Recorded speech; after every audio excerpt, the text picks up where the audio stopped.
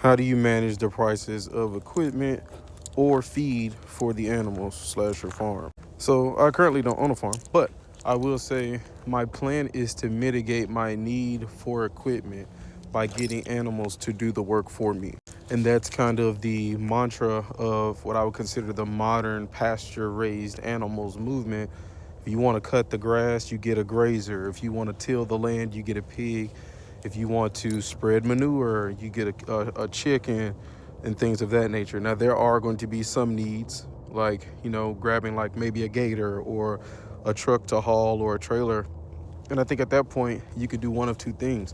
You can either buy something cheap and make it worth what you need it to be worth, meaning like you build it up to your standards to haul things or to drive things around, or you can co-op with other people and you guys put in on something that you keep among yourself. And I know a lot of people are quick to write off that second option, but if you think about it, there's not going to be much of a need in a true pasture environment where you have everything set up to synergize the way nature intended.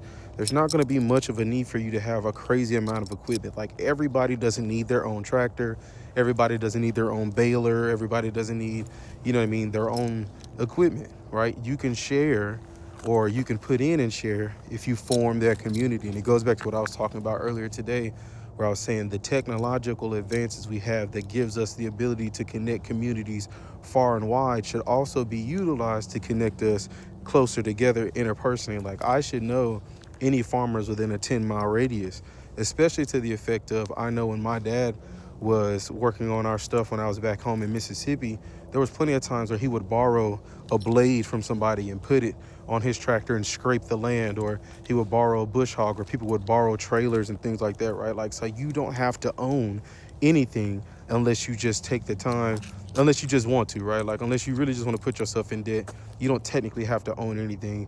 You just have to lower your pride enough to ask if you can borrow something, and then be willing to also return the favor when the time comes.